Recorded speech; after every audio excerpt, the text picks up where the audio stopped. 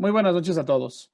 A nombre del Colegio Mexicano de Ortopedia y de su titular, el doctor Jorge Negrete Corona, les doy la bienvenida a esta sesión de ortopedia pediátrica, esperando que se encuentren muy bien. El día de hoy hablaremos de uso de órtesis en ortopedia pediátrica, evidencia, que será coordinada por la doctora Gabriela Morales Pirela. A continuación los dejo con la doctora Morales y que pasen muy buena noche. Gracias. Hola, buenas noches a todos a esta sesión general que se hace pues cada 2 meses en ortopedia pediátrica. Esta vez pues le doy la bienvenida con un tema que yo creo que pues se ha dejado pasar por mucho tiempo, que es el uso de ortesis en niños, ¿no? Muy comunes, muy recomendadas, muy utilizadas, pero actualmente la medicina se basa en evidencia. Y entonces la intención de esta sesión es con los profesores aquí presentes, eh, saber cuál es la evidencia real de la indicación de las ortesis en ortopedia pediátrica. Voy a iniciar presentando a cada uno de los profesores y luego los vamos a dejar con ellos. Primero agradeciéndoles su participación. Voy a agradecer particularmente al doctor Silvestre de la Fuente, quien me ayudó a realizar este programa. Vamos a iniciar con la doctora Daniela Velázquez. Ella es médico ortopedista pediatra. Bueno, todos los que están aquí presentes hoy son ortopedistas pediatras, médico del staff del Hospital Schreiner para niños de la Ciudad de México, igual lleva la clínica de deformidades de reconstrucción ósea y deformidades angulares. Por el mismo motivo va a dar el tema de aplicación de las ortesis en pacientes con deformidades angulares y rotacionales. Vamos a continuar con el doctor Alejandro Davagui, igualmente ortopedista pediatra egresado del Hospital Schreiner, quien también hizo un segundo posgrado en cirugía de columna pediátrica en la Universidad de Michigan y es miembro de la Scoliosis Research Society. Es también staff del Hospital Centro Médico ABC. Él nos va a hablar del uso de los corsés en el tratamiento de escoliosis. Seguimos con el doctor Jorge Gómez Chavarría, quien también pertenece al Hospital Schreiner para niños. Él está encargado del laboratorio de marcha y nos va a hablar de la utilidad de las ortesis en pacientes con parálisis cerebral infantil. Vamos a continuar con el doctor Miguel Hernández, quien es cirujano de mano, igualmente staff del Hospital Schreiner, así como del Hospital Español, expresidente de la Sociedad Mexicana de Cirugía de Mano y Microcirugía, y va a hablar sobre las alteraciones de las mismas, de las ortesis en alteraciones de miembro superior. Este uso de ortesis en alteraciones del miembro superior. Y vamos a finalizar con el doctor Clemente Hernández Gómez, quien igualmente es ortopedista pediatra, staff del Hospital Schreiner, Faculty AO, y él va a hablar de las patologías de pie. Suena bastante, tratamos de cubrir la mayor del programa, pero sé que todos los profesores hicieron un gran esfuerzo por hacerlo lo más dinámico posible. Muchísimas gracias, el auditorio es de ustedes, bienvenidos sean todos.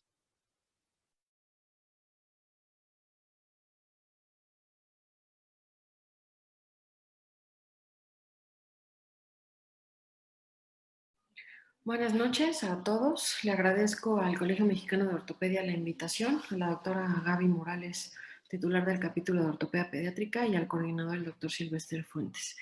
Vamos a hablar del uso de órtesis en deformidades angulares y rotacionales.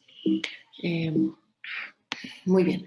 Bueno, este cuadrito nos da un resumen de qué tipo de deformidades tenemos o podemos tener en las extremidades inferiores. Respecto al plano frontal y sagital, hablamos del plano, las deformidades angulares, perdón.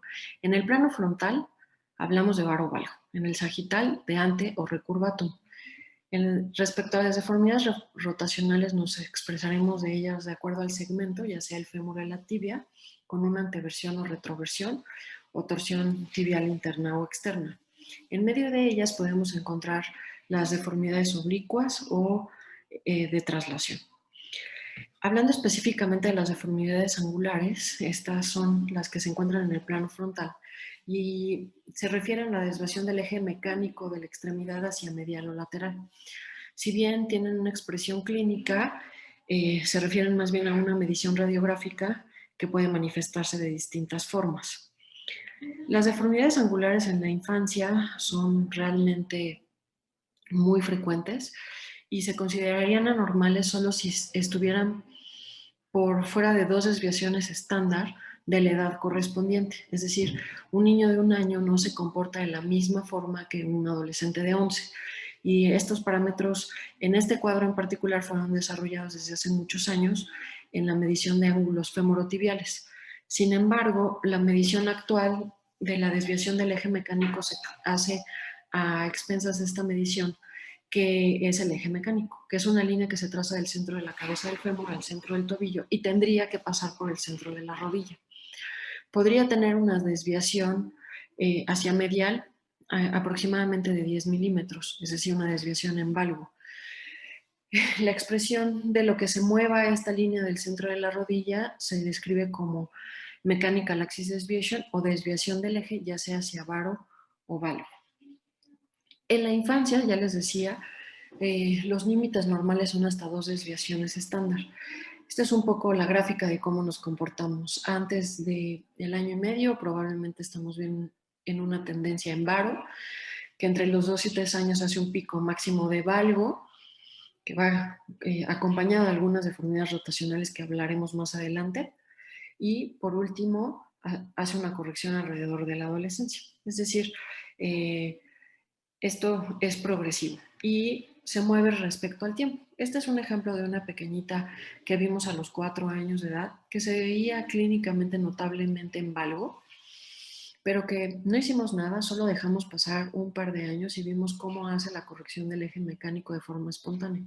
Es decir, de repente hay que darle tiempo al tiempo. Cuando no tenemos algún antecedente que nos genere pensar que estamos en un rango patológico.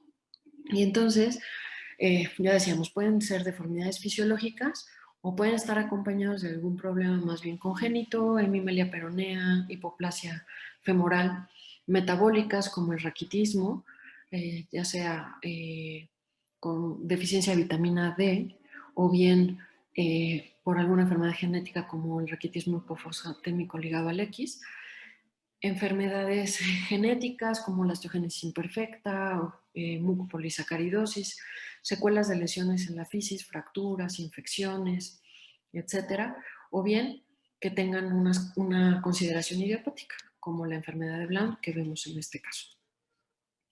En el plano sagital estamos hablando que la desviación del eje es hacia adelante o hacia atrás, y entonces podemos ver esta línea que pasa por detrás del eje anatómico del hueso en el plano sagital, o bien por delante, que esto sería antecurvatum, y el segundo recurvatum. Es mucho menos frecuente, está asociado a veces a lesiones fisarias o ligamentarias, pero hay que considerarlo siempre que tenemos 2 planos de corrección, y esto es lo que nos genera este plano oblicuo, deformidades que tienen, que este es realmente patológico, una ortosis congénita de tibia, con una desviación hacia lateral y hacia anterior. En un plano axial hacemos la planeación de la corrección y determinamos cuántos grados está hacia lateral o hacia medial, y hacia anterior y hacia posterior, y unimos la bisectriz y este es el eje de la deformidad. Las deformidades rotacionales suceden en el plano axial y repercuten en la alineación articular. Se puede hablar de anteversión o retroversión, y de forma patológica está descrito en algunos artículos que se llama antetorsión en el fémur o torsión tibial interna o externa patológica a nivel de las tibias. Importante ver el centraje de las rótulas y su visión hacia enfrente siempre que hagamos la evaluación clínica.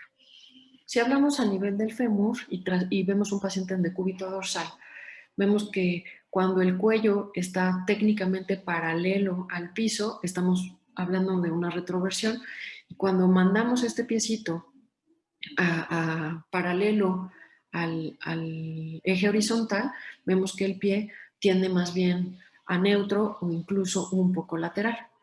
En la anteversión, el cuello está dirigido hacia enfrente, y cuando corregimos la dirección del cuello hacia la horizontal, tenemos una desviación del pie hacia adentro, y en la antetorsión, que es patológica, se dirige mucho más hacia adentro, ya considerándose severa. Debemos entender que las deformidades en la infancia rotacionales en la mayoría de los casos son fisiológicas, y hay una variabilidad por edad y género, como se muestra en este cuadro. Es el perfil rotacional diseñado por el doctor Stageli, en donde hay varios parámetros como la progresión de la marcha, que en edades más pequeñas es más bien negativa y va mejorando conforme van creciendo, o la rotación interna, que hay una variabilidad entre hombres y mujeres, la rotación externa, que va tendiente hacia la negatividad, y el ángulo muslo-pie, en donde también la tendencia es que son más bien negativos hasta el término del desarrollo, en donde vuelve a ser interno, pero en el pico máximo de desarrollo es más bien neutro. No olvidar que en la cuestión patológica, las deformidades rotacionales pueden tener una asociación con las deformidades angulares, y aquí vemos una torsión tibial externa severa que cuando ponemos las rótulas al cenit se acompañan con una deformidad en varo. Todas estas patologías pueden derivar a ver alteraciones rotacionales y hay que descartarlas. En un paciente que tenga un problema neuromuscular o una displasia de desarrollo de la cadera, en las primeras etapas podemos ver más bien una rotación externa, rotación interna asociada a pie equinovaro, pie plano rígido o un astrágalo vertical. También podemos ver rotación externa y una deformidad en varón, una enfermedad de Blount de inicio temprano. En pacientes un poquito más grandes, el genu valgo, que es, les decía, el pico máximo de la edad, en donde podríamos presentarlo como forma normal, y en una patología ya como una enfermedad genética como la mucopolisacaridosis, acondroplasia, etc. Y la anteversión femoral con o antetorsión tibial en pacientes, por ejemplo, con PERTES, rotación externa muy importante, epifisiolistesis, y el Blount de la adolescencia que acompaña el varo de la torsión tibial interna. Entonces, si nosotros hacemos una buena historia clínica, tenemos todos los antecedentes familiares, patológicos del niño, evaluamos la marcha, los arcos de movimiento, si hay asociación a contracturas musculares o articulares, si hay estabilidad de las articulaciones y los ligamentos, si hay asociada una discrepancia de longitud, podremos tomar el diagnóstico correcto.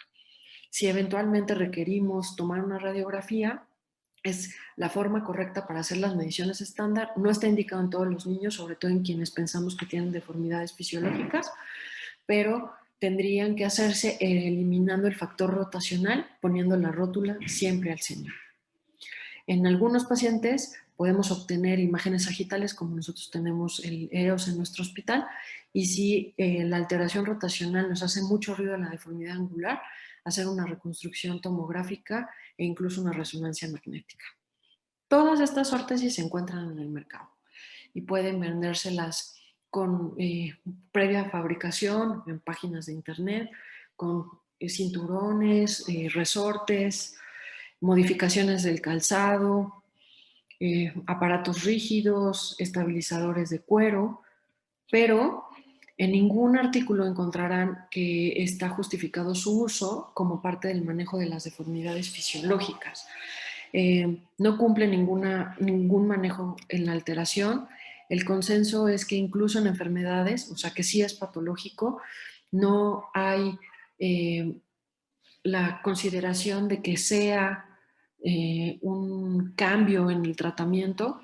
Algunos artículos mencionan, por ejemplo, en la enfermedad de Blount, que en la clasificación 1 y 2 podrían ser valiosos. Sin embargo, no ha habido evidencia de quienes no se trate tengan una resolución espontánea y haya sido causada por la órtesis. Otro artículo en donde nos dice que no modifica la historia natural y que deberíamos más bien desincentivarlo, y que en algunos pacientes con algunas consideraciones patológicas, como ya les platiqué, sobre todo neuromusculares, son más bien estabilizadores externos que le dan soporte al paciente para que mejore su desempeño de marcha, pero no corrige ninguna deformidad. De esto nos hablará más adelante el doctor Gómez, pero no debemos de utilizarlo o pensar o ofrecerlo como algo que corrija la deformidad angular. Y el resumen de todo esto es que no hay evidencia científica que avale el uso de órtesis en deformidades fisiológicas, no aceleran el proceso de alineación o de rotación, y en casos patológicos puede dar la falsa sensación de tener un tratamiento y retrasar la decisión de tratamiento quirúrgico, que si es realmente patológico y no vemos una mejoría con el paso del tiempo, será inevitable y es el estándar de oro para la cuestión terapéutica y no debemos retrasarlo. Agradezco mucho al colegio la oportunidad de esta participación y queda atento para las dudas y comentarios. Muchas gracias.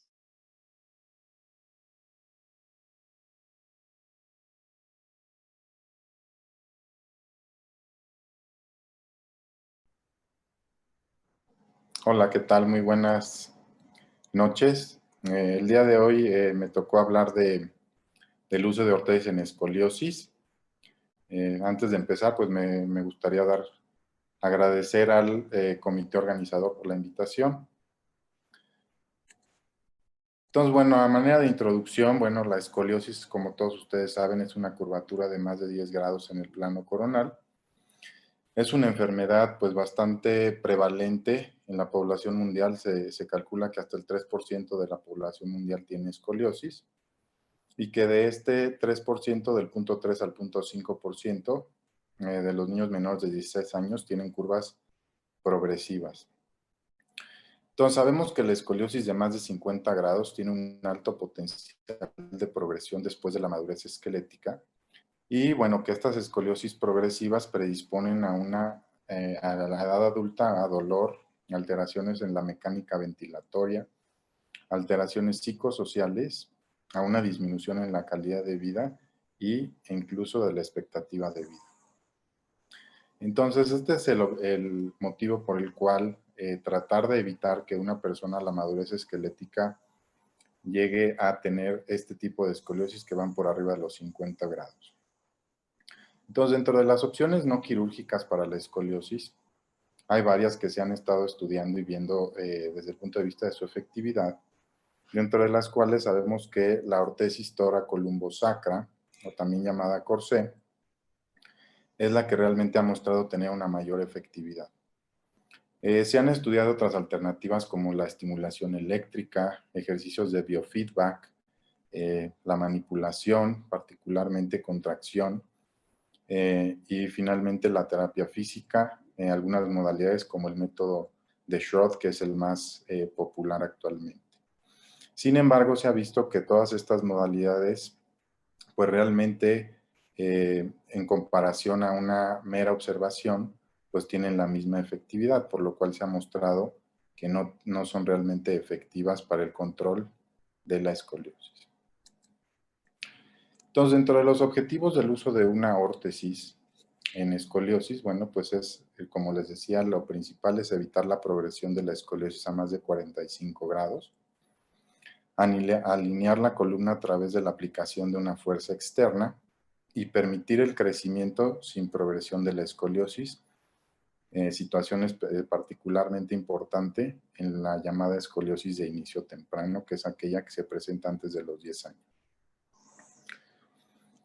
Dentro de la evidencia más sólida que se ha presentado, esto particularmente en los últimos 10 años, es este estudio que salió en el New England Journal of Medicine, por su relevancia, el cual habla de los efectos de colocar una órtesis en escoliosis idiopática del adolescente. Este es probablemente el estudio más grande y con mejor metodología que se ha realizado. Es un estudio prospectivo, multicéntrico y aleatorizado, en el cual se tomaron a dos grupos, uno en el cual únicamente los pacientes eran observados, 96 pacientes, y 146 en el cual se utilizaba una órtesis tóraco-lumbosacra. Los pacientes que se incluyeron para el uso para ambos grupos fueron pacientes esqueléticamente inmaduros, con un Riser menor a 3, y lo que observaron es que en el grupo del uso de la órtesis tóraco-lumbosacra había un éxito del 75% de estos pacientes para evitar la progresión a más de 50 grados. Observaron que había una asociación significativa desde el punto de vista del tiempo de uso del corsé. Esto quiere decir que es dosis dependiente, viendo que el número de horas necesarias al día de uso mínimo eran de 12.9 horas. Y también observaron que menos de 6 horas de uso al día, pues realmente eran equiparables a únicamente un tratamiento con observación. Quiere decir esto, pues como si no lo usaran. Realmente midieron también la calidad de vida con esta escala que es PETS-QL, en la cual vieron que no había realmente una diferencia en la calidad de vida en los pacientes con y sin uso de corsé. Y dentro de las complicaciones que observaron realmente fueron muy pocas. En 12 pacientes únicamente observaron que había irritación cutánea. Entonces, bueno, con este estudio que previamente mencioné, bueno, pues vemos que realmente es un tratamiento que si se coloca de manera adecuada en el paciente ideal, pues tiene una alta efectividad. Sin embargo, bueno, pues mucho se ve alrededor de este tipo de tratamientos debido a que los pacientes habitualmente pues tienen un pobre apego al tratamiento, ¿no? Esto demostrado en este estudio, en el cual miden la satisfacción y la calidad de vida en los pacientes que usan corsé, particularmente en la escoliosis idiopática del adolescente, encontrando que tiene un impacto negativo en la calidad de vida hasta en un 53% de los pacientes, particularmente en los rubros de impacto psicosocial, la vida social de los pacientes y sobre todo en el ambiente escolar. Situación que obviamente, bueno, pues hay que discutir con los pacientes y que en ocasiones incluso hay que tratar con apoyo psicológico. Entonces, corsés, como les decía, hay muchos. El objetivo es que sea tóraco-lumbo o sacro, en el cual se aplique una fuerza externa para controlar la escoliosis. Todos estos que ven en la pantalla, bueno, son tipos de corsé, que no está el tipo Boston, uno que se llama Rigaud-Chenot, Providence, algunos otros con modificaciones incluso con partes metálicas, y el de arriba de la parte superior de la derecha es un corsé de uso nocturno que se llama Charleston. Entonces, bueno, en cuanto a las indicaciones, bueno, necesitamos como primer requisito que sean pacientes esqueléticamente inmaduros, que tengan un Reiser 3 o menor, o una clasificación en la escala de Sanders de madurez menor a 4, que la curva que se pretende controlar vaya entre los 20 a los 40 grados. Sabemos que curvas menores de esto, pues realmente no se aplica una fuerza lo suficientemente importante como para reducir la escoliosis, y que pues realmente curvas mayores de esto difícilmente las vamos a poder controlar y prácticamente ya están en un rango quirúrgico.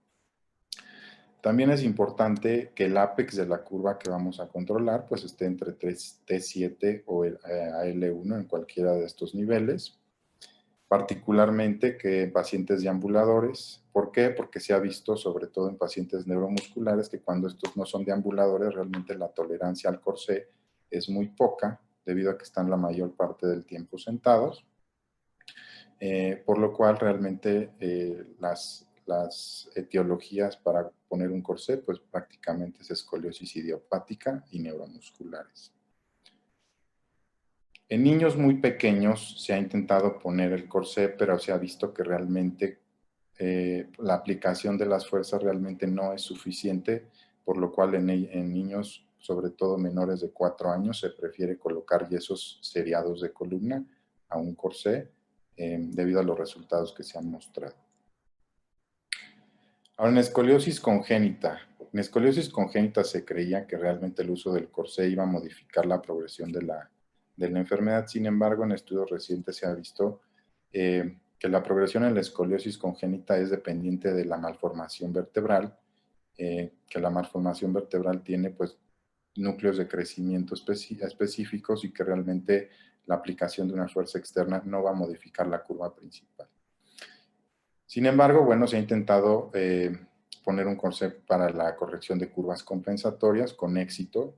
Sin embargo, también se ha visto que la corrección de estas curvas compensatorias, pues realmente lo que puede hacer es desbalancear la columna, por lo cual realmente pues no es un tratamiento que idealmente se use en escoliosis congénita. La efectividad, desde el punto de vista cuando se aplica un corsé, sabemos que la corrección que obtenemos una vez usando el corsé es importante. Varios autores han estudiado esto.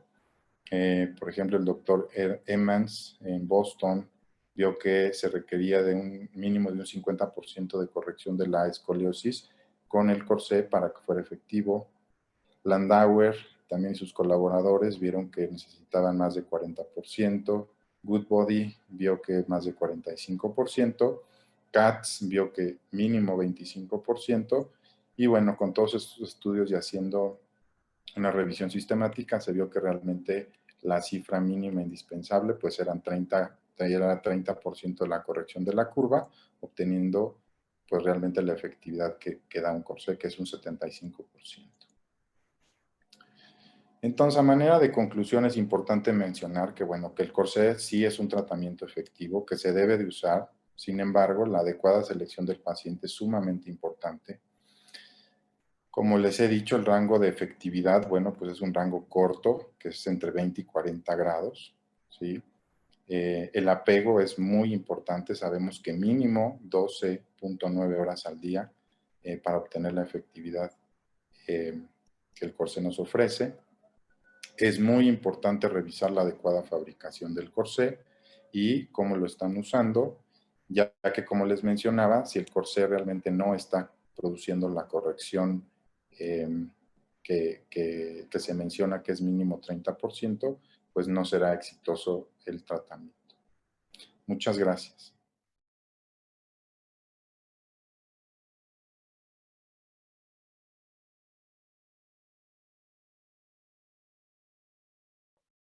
Buenas noches, agradezco la invitación al Colegio Mexicano de Ortopedia y Traumatología y es un honor para mí participar en el capítulo de Ortopedia Pediátrica. La conferencia que vamos a impartir será la de utilidad de las órtesis en pacientes con parálisis cerebral infantil. Yo me llamo Jorge Gómez Chavarría y participo en el Hospital Los Raños para Niños de la Ciudad de México. En cuanto a los objetivos de nuestra conferencia, es conocer las indicaciones de las órtesis en la parálisis cerebral, conocer la función del pie y el tobillo en la marcha y describir las órtesis utilizadas en la extremidad inferior de este tipo de pacientes. La información que aquí obtenemos pues, fue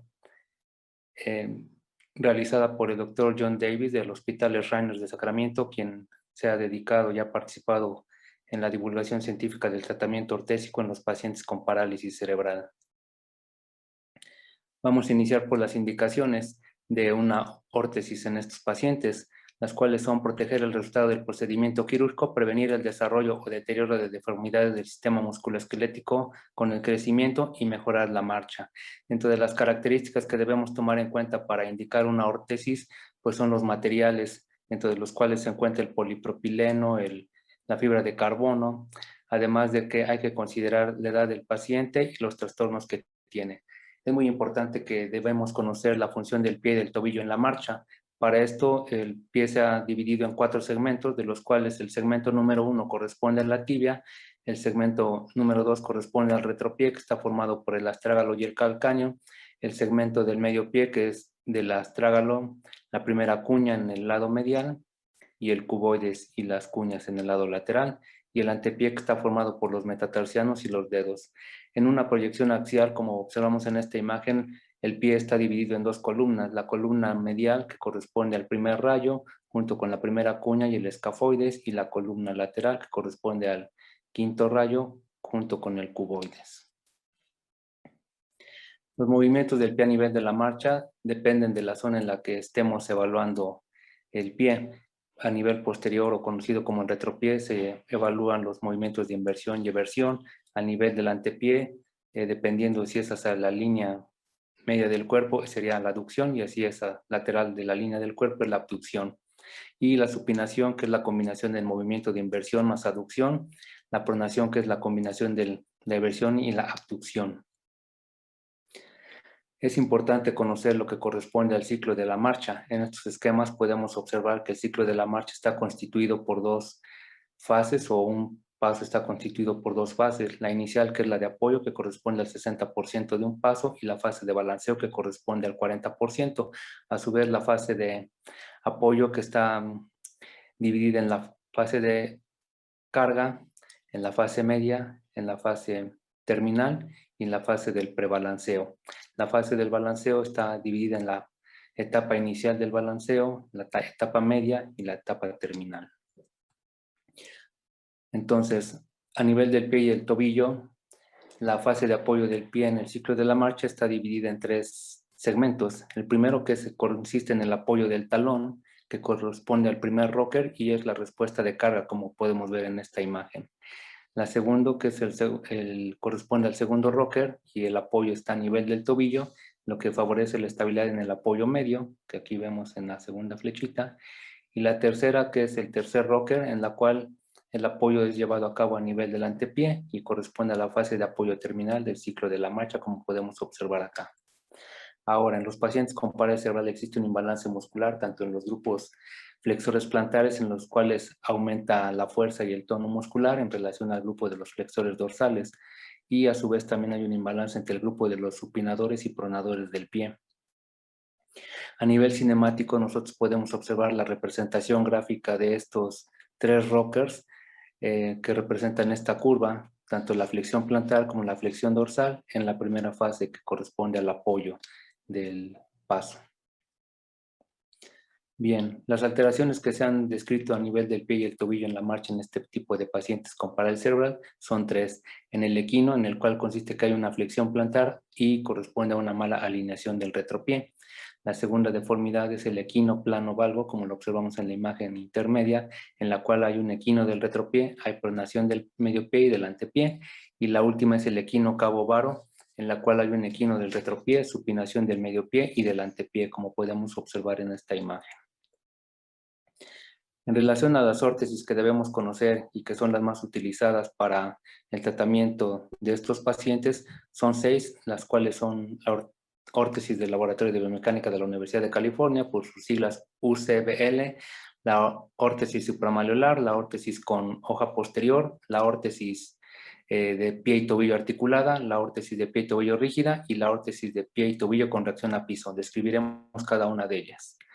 En la de la Universidad de California, esta tiene contacto en la superficie plantar del pie, está utilizada para deformidades aisladas leves y pasivamente corregibles, mejoran el balance al apoyar, pero no mejoran la función de la marcha y por lo tanto no va a corregir desviaciones torsionales en estos pacientes. En la órtesis supramalleolar, el contacto está en la planta del pie, en la zona medial y lateral del tobillo. Trata deformidades leves y corregibles pasivamente. Está indicada para corregir deformidades en supinación y pronaciones excesivas del pie en la fase de apoyo. Y al igual que la anterior, no corrige las desviaciones en la marcha. Aquí nosotros podemos observar en la imagen cómo los apoyos se encuentran a nivel del malleolo medial y malleolo lateral del tobillo y a nivel plantar de toda la superficie del pie. La órtesis de hoja posterior, la utilidad que tiene es que controla la excesiva flexión plantar del tobillo en la fase de balanceo y permite la dorsiflexión del tobillo en el segundo rocker y aumenta el tercero. Facilita actividades que requieren flexión dorsal del tobillo, como levantarse del piso o subir escaleras. Controla la flexión plantar excesiva causada por debilidad de los músculos flexores dorsales. Y la contraindicación es que no debe ser utilizada en flexión dorsal excesiva o en flexión plantar en el segundo rocker. La órtesis tobillo-pie articulada controla la flexión plantar excesiva durante la fase de balanceo y permite la flexión dorsal de la fase media y terminal del apoyo. Facilita actividades que requieren flexión dorsal del tobillo, como levantarse del piso, mejora la longitud del paso y la velocidad de la marcha. Y sin embargo, no está indicada en flexión dorsal excesiva del tobillo ni en el segundo rocker. Como podemos darnos cuenta, esta y la órtesis en hoja son similares en cuanto a sus indicaciones o de características, pero no son iguales. A diferencia de esta, la articulación está a nivel de lo que corresponde en el retropié, la cual puede ser a través de una bisagra o de ligas. La órtesis tobillo-pie rígida bloquea el tobillo en posición plantígrada, manteniendo una fijación rígida entre el segmento de la tibia y el pie. Es efectiva en controlar la flexión plantar excesiva en fase de balanceo, mejora la velocidad de la marcha al aumentar la longitud del paso y está utilizada para deformidades leves a moderadas, básicamente en deformidades como el equino plano valgo y el equino cabo varo. No está indicada en la flexión dorsal excesiva del tobillo. Y la órtesis con reacción a piso, esta bloquea el tobillo y proporciona una resistencia máxima a la dorsiflexión del tobillo. Corrige la hiperflexión de la rodilla, está indicada para el patrón de marcha agazapada. Sin embargo, existen ciertas contraindicaciones, dentro de las cuales debemos considerar que si el paciente tiene una contractura en flexión de cadera de 30 grados o más, de la rodilla de 20 grados o más, y un ángulo muslo-pie externo mayor de 15 grados. Podemos darnos cuenta que en su diseño presenta una zona rígida en la parte anterior a nivel proximal, lo que va a servir para favorecer la extensión de la rodilla. Vamos a presentar un caso clínico mediante el análisis cinemático de la marcha. Se trata de un paciente femenino de 13 años de edad, clasificado como un gross motor tipo 2, y el motivo es una contractura en flexión de la rodilla. Nosotros podemos darnos cuenta aquí en su patrón de marcha, en la vista frontal, como la rodilla derecha prácticamente está en extensión, luego una flexión mínima, a diferencia de la del labio izquierdo, en la que podemos observar que logra una flexión mayor que el lado contralateral, más sin embargo no logra una extensión completa. En la vista sagital nos podemos dar cuenta de los cambios que hemos descrito previamente. En el análisis cinemático, como podemos observar aquí en la parte inferior, a nivel de la rodilla, en el plano sagital, nos damos cuenta que durante todo el paso la paciente mantiene una flexión y a nivel del tobillo tiene ausencia del primer rocker, por lo que se le indica una ortesis de reacción a piso, como podemos observar en estas imágenes. En el estudio cinemático de control, vemos cómo ya la paciente logra con sus órtesis la extensión de las dos rodillas, lo cual facilita, y vean cómo aumenta la velocidad y la longitud de los pasos. En las gráficas del estudio cinemático que le fue realizado, podemos ver que la paciente ya, sus movimientos de extensión son prácticamente normales y aumenta también la flexión, a diferencia de que en el tobillo pues mantiene una flexión dorsal. En este resumen, que fue publicado en el 2007, pues se encuentran todas las características de estas órtesis que hemos mencionado, y debemos recordar que es importante entender la marcha en los niños con parálisis cerebral y sus anormalidades. La prescripción incorrecta de las órtesis en niños con la parálisis cerebral puede evitar una mejora o producir efectos negativos en la marcha, y la eficacia de la órtesis depende de la intervención y cooperación del paciente y de la familia. Pues agradezco su atención y muchas gracias. Buenas noches, soy el doctor Miguel Hernández, soy cirujano de mano y cirujano de mano pediátrica. Yo trabajo en el Hospital Shriners, estoy a cargo de la clínica de cirugía de mano y soy adscrito en el Hospital Español. Vamos a hablar un poco acerca de la evidencia científica relacionada con las férulas y las órtesis de la extremidad superior.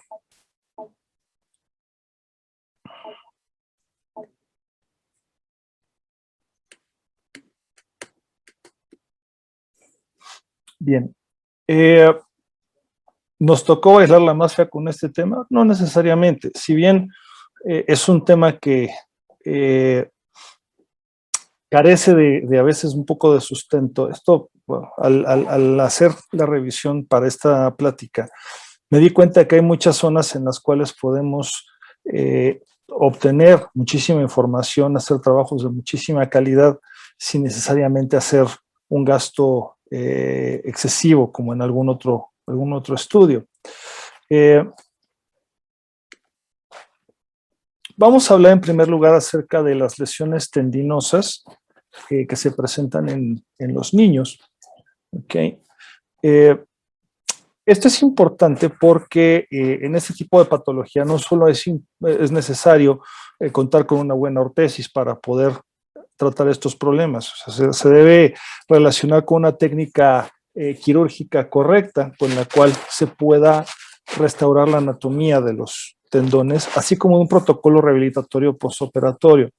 En cualquiera de estos puntos, si falta alguno, el tratamiento pues no va a ser adecuado y vamos a tener una serie de complicaciones. En esta ilustración está la técnica de Segner, que fue una modificación de algunas técnicas más conocidas como la de Ikuta y la del Dr. Klein, ¿no?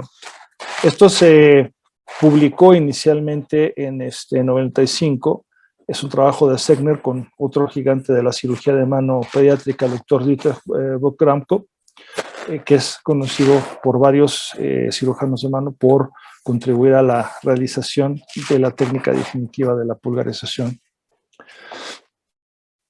Este tipo de técnicas, aquí es donde empieza lo interesante, ha sido avalada por varios estudios en los cuales se ha estudiado la biomecánica de esta técnica, como los trabajos de Betts y Lee, en el cual se pudo determinar cuál era la tensión que se necesitaba para lograr una brecha de 2 milímetros en la reparación tendinosa, así como la carga con la que fallaba esta reparación. Son dos conceptos muy importantes porque de esto va a depender qué tanta potencia le podemos imprimir al tendón reparado en una fase temprana.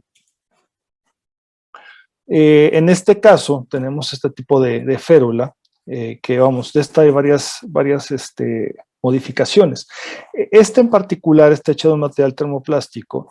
Como pueden ver, tiene un tubito de un material flexible que permite conducir un resorte que le da una tensión entre 0.4 y 0.8 al dedo para realizar la flexión y extensión del dedo de una forma activa, y que de esa manera nos permita ir deslizando poco a poco el tendón reparado, y por otra parte evitar que se forme fibrosis que vaya a atascar esta reparación.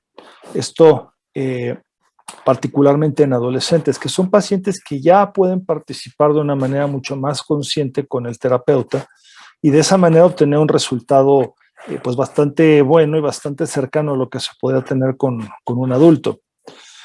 Esto se acompaña, en este trabajo en particular, por este protocolo de rehabilitación tendinosa que se conoce como el protocolo vienés, en el cual pueden ver que se tienen varias fases, de 1 a 6, de 7 a 8 y de 9 a 12 semanas, en las cuales se va permitiendo que el paciente vaya, en primer lugar, utilizando este tipo de férula que les presenté, que se conoce como ortesis Iley, y después iniciar unas fases de movimiento cada vez más activo hasta permitir que la mano pueda tener una movilidad activa completa una vez que el tendón haya cicatrizado por completo y no tengamos el riesgo de que se vaya a romper o vaya a tener alguna complicación. De esta forma se ha analizado los resultados que se tienen con esto, y de acuerdo a la evaluación de Bock-Gramko y la modificada de Strickland, se obtienen resultados excelentes, como pueden ver, en un porcentaje altísimo de pacientes. Como en todo, hay pacientes que no les va tan bien, pero afortunadamente es un número significativamente menor que aquellos pacientes con resultados excelentes o buenos. La clasificación de Bock-Gramko es un score de 14 puntos, y Strickland evalúa el movimiento total de las articulaciones en función del porcentaje de esto. Un tema muy espinoso es qué hacemos con los niños, con los más pequeñitos. Ellos no pueden someterse a un programa como el que acabo de presentarles, porque precisa que el paciente pueda participar con su rehabilitación, y hacer esto con niños de 3 o 4 años a veces no es tan sencillo. No obstante, hay variantes como esta ortesis, una ortesis de uso parcial, que puede dejarse inicialmente a permanencia durante 1 o 3 días para lograr que se desinflame el sitio quirúrgico, y a partir del 4º día iniciar con un retiro 4 veces al día para poder hacer ejercicios de flexión y extensión de cada una de las articulaciones 5 veces por 5 segundos. De esta manera vamos a estar favoreciendo que el paciente esté continuamente haciendo el movimiento, aunque sea en forma pasiva, de las articulaciones de cada dedo. Es importante señalar que tiene que estar la mano colocada sobre algún cojín o algún aditamento especial, como lo que se ve en la ilustración de la derecha, para que de esa manera podamos disminuir la tensión que se genera sobre los tendones al momento de estar movilizándolos. Con este tipo de protocolos se ha logrado hacer varios estudios, como este que se realizó en Suecia, en el cual se hace una evaluación de cada uno de los pacientes. Como pueden ver, son varios que sí pertenecen ya a la adolescencia, pero tenemos varios que son pequeñitos, menores de 10 años, el más pequeño es de 3 años. Y de esta manera los resultados que se van obteniendo son bastante satisfactorios en una población que, pues en principio, resulta bastante problemática, dada la madurez neurológica que tiene. En cuanto a las ortesis que se utilizan en las lesiones tendinosas y el seguimiento postoperatorio, una de las cosas que avala la función de estos dispositivos está fundamentada en estas evaluaciones de los resultados postoperatorios. Esto hay varios trabajos ya escritos con una metodología bastante bien hecha. La clásica es la de Bogramko, el cual, como les decía, mide los arcos de movilidad en un score de 14 puntos, midiendo la movilidad de todas las articulaciones de cada uno de los dedos. La evaluación de la Asociación Americana de Cirugía de Mano, que evalúa el porcentaje del movimiento, y las clasificaciones de Strickland y en su versión original y modificada, que evalúa los arcos de movilidad y el porcentaje de los mismos, y algunas otras. Esto es importante porque esto es lo que de alguna forma también nos permite diferenciar cómo le va a los pacientes que utilizan todo el esquema completo o aquellos que se hacen esquemas más breves, en los cuales se saltan de la reparación a la movilización pasiva sin utilizar la férula, y definitivamente con las ortesis los resultados son definitivamente mejores. Otro tema muy importante en esto, no nos vamos a detener en todas las ortesis porque no acabamos, pero vamos, una de las situaciones importantes es la parálisis radial, que se presenta en varias circunstancias. Sobre todo los ortopedistas pediátricos lo notan mucho, por ejemplo, al momento de hacer una reducción de alguna fractura supracondílica, que es una de las situaciones que más se temen. Hay algunos artículos, por ejemplo, en donde se presenta una férula dinámica que tiene la peculiaridad de que las bisagras se encuentran precisamente en el punto isométrico, por ejemplo, de la muñeca, y a nivel de la articulación metacarpofalángica. Esta tiene una variante con una serie de poleas que permite que haya un movimiento muy suave y muy natural de los dedos al momento de flexionar y extender. Y como pueden ver, hay una diferencia enorme, por ejemplo, en los recuadros de arriba. Cuando queremos utilizar la mano para sujetar un objeto pequeño, es muchísimo mejor y más natural con la férula que sin ella. Y este tipo de férulas, pues, también permite que podamos hacer la sujeción de objetos un poco más grandes, como una lata. ¿Pero qué creen? Este estudio, desafortunadamente, no tiene una descripción metodológica suficiente. Básicamente son 2 o 3 pacientes los que presenta, aunque el mérito técnico de hacer una férula de este tipo es muy bueno, carece completamente de ese sustento metodológico. Aquí no estamos evaluando otra cosa, sino precisamente eso, ¿no? ¿Qué es lo que pasa a nivel metodológico con este tipo de dispositivos? Esta es una versión un poco más moderna de una férula para parálisis radial baja, en la cual está libre para hacer un movimiento en desviación radial y cubital. No utiliza tantos dispositivos y es menos estorbosa que una férula convencional, una férula dinámica para parálisis radial, como pueden ver. Y en el recuadro de la derecha abajo, pasado un tiempo, se puede liberar la muñeca, ya cuando se recuperó la capacidad extensora de la muñeca, que siempre ocurre primero que en los dedos, para después solamente utilizar la férula con el componente de la mano para apoyar a los tendones que extienden a los dedos durante el proceso de recuperación. Es un tipo de férula bastante más moderno, bastante más cómodo, es mucho menos notorio y menos estorboso para el paciente para poder utilizarlo. Si comparamos una con otra, bueno, la de la derecha, pues se ve, aparte de muy impresionante, es muy estorbosa y es difícil ponérsela. A veces el paciente necesita ayuda para poder hacer la colocación de este tipo de férulas, además de que, bueno, pues son muy pesadas y el paciente, aparte que tiene la parálisis, tiene que cargar con este armatoste. Y el costo, pues, como pueden ver, también no es precisamente muy barato. La otra férula es bastante más barata, los materiales son menos costosos y de esa manera se puede elaborar para una mayor cantidad de pacientes. Un tema muy importante donde aquí voy a tener un poco son las lesiones ligamentarias del carpo precisamente en niños y adolescentes. me encontré con esto, que es la ortesis tipo dart splint, que es una férula que simula, o de alguna forma emula más bien, el mecanismo de lanzamiento de dardos de la muñeca, que es muy útil para hacer varias de las funciones de la mano, para las funciones más básicas que uno se puede imaginar. La mano, como ustedes recordarán, hace sus movimientos de una manera combinada con todos sus ejes. Y este movimiento de lanzamiento de dardos es muy importante. Contrario a lo que pensábamos previamente, el movimiento de la articulación mediocarpiana es el que participa realmente en ese tipo de movimiento, de mecanismo, por lo cual, después de una reparación ligamentaria de los ligamentos radiocarpianos o el ligamento escáfosemillunar, no es necesario evitar el movimiento en el mecanismo de lanzamiento de dardos, y esto permite que el paciente se pueda recuperar muchísimo más rápido. A nivel de mecanoceptores, la estimulación es mucho más pronta y el paciente tiende a evolucionar bastante más rápido al tiempo que lo va haciendo. Aquí, por ejemplo, podemos ver los ejes en el plano AP y en el plano transverso, de dónde pasa este movimiento, es el vector de este movimiento pasa, como pueden ver, a través del polo distal del escafoides y a nivel del proceso unciforme del hueso ganchoso. Mientras que en el plano transverso pasa de una manera más o menos oblicua por una línea que conecta el cubital anterior con el primero y el segundo radial. Entonces, esta ortesis se coloca en una posición que permite que se lleve a cabo este desplazamiento oblicuo.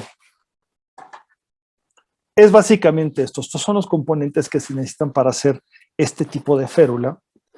Como pueden ver, permite que exista ese movimiento. Limita efectivamente la flexión y la extensión de la muñeca, pero permite que se haga este desplazamiento en forma oblicua a través de estos ejes. Aquí están marcados fundamentalmente los puntos en donde se colocan los remaches para poder hacer este movimiento. Si bien se protege lo suficiente un ligamento que está lesionado o que ha sido reparado en el periodo postoperatorio, permite que exista este desplazamiento, como lo pueden ver aquí. ¿Okay? Aquí es donde corresponden los remaches de este tipo de ortesis para permitir que exista ese movimiento. Y como lo pueden ver acá en las radiografías, tanto en la posición de extensión y desviación radial como de flexión y desviación cubital, el semilunar se encuentra siempre en la misma posición. Esto es uno de los hallazgos que se tuvo y es lo que de alguna forma alienta el uso de este tipo de ortesis. Están indicadas fundamentalmente en protocolos posoperatorios que requieran inmovilización de la articulación radiocarpiana, como en la reconstrucción de los ligamentos escáfosemillunar o algunos radiocarpianos, o en situaciones en donde existe cierta inestabilidad mediocarpiana. Así como también en los pacientes que presentan una inestabilidad escáfosemillunar en una fase predinámica o dinámica, que muchos adolescentes que presentan lesiones de este tipo caen precisamente en ese rubro. Por ejemplo, después de hacer una reconstrucción como esto, una capsulodesis tipo Blatt, en la cual, como pueden ver, el espacio escáfosemillunar queda perfectamente bien cerrado. Es utilísimo tener una férula de este tipo durante el proceso rehabilitatorio. Esta es una variante de la misma, con una serie de resortes que se dirigen, como pueden ver, precisamente en este vector que comentábamos. Y en respuesta a lo que tal vez algunos estarían pensando, ¿realmente existen este tipo de lesiones en la población pediátrica? Sí, desde luego que existen y son muy frecuentes, tan frecuentes que, como pueden ver aquí a un ladito, este es un texto que a mí me gusta muchísimo, que habla precisamente de las lesiones del extremo superior en niños y adolescentes, y un capítulo muy extenso precisamente son las inestabilidades carpianas. Metodológicamente, esto es algo que debemos tomarlo con cierta cautela. Este estudio, por ejemplo, menciona que solamente se tienen que utilizar ciertos modelos avanzados como los que presentamos, que conserven precisamente la trayectoria de estos vectores para poder controlar el movimiento de lanzamiento de dardos. lo cual si no se hace así va a ser muy peligroso y puede echar a perder un excelente procedimiento. Aunque son útiles para la reeducación propioceptiva, es muy sano y es muy correcto utilizar hasta que, de manera pues, un poquito más abierta, hasta que se cuente con una mayor evidencia a largo plazo. Esto, como pueden ver, son artículos que tienen cuando mucho 6 años, y la verdad es que todavía no nos da la suficiente evidencia para esto. Hablando específicamente de este artículo, un detalle interesante es que metodológicamente se conoce como una revisión de alcance, que es una variante de la revisión sistemática, y está pensada precisamente para aquellos estudios en los cuales no se puede tener suficiente evidencia de alta calidad, o cuando no se esperan mayores méritos metodológicos y se cuenta con información que puede ser utilizada. Por esto, pues realmente creo que no vale la pena tirar a la basura los trabajos que tenemos. Sería cuestión de analizarlos a la luz de este tipo de estudios, porque seguramente va a arrojar información muy importante que en el momento actual no se cuenta con él, y de esa manera podríamos generar muchísima información al respecto de esto y muchas otras cosas. Hay muchísimas buenas ideas en cuanto a ortesis de extremidad superior se refiere, pero falta explotar mucho el aspecto metodológico de estas buenas ideas. ¿Okay? Por otra parte, son estudios que se pueden realizar en tiempos muy razonables. Esto pues lo dejamos en la mochila a los residentes, porque también son de bajo costo y pueden ayudar a resolver problemas que son muy serios. Entonces, pues, manos a la obra. Por ejemplo, en lesiones tan frecuentes como los mallet fingers, los adolescentes utilizan mucho, por ejemplo, balones al momento de hacer deporte y son propensos precisamente a este tipo de lesiones. Y estas, pues hay muchas variantes. La férula tipo Kleiner, por ejemplo, férulas dorsales de aluminio con material que tenemos en el consultorio sin ir más lejos. Esto, bueno, hay varias formas de poder hacer una férula de este tipo y resolver problemas fuertes.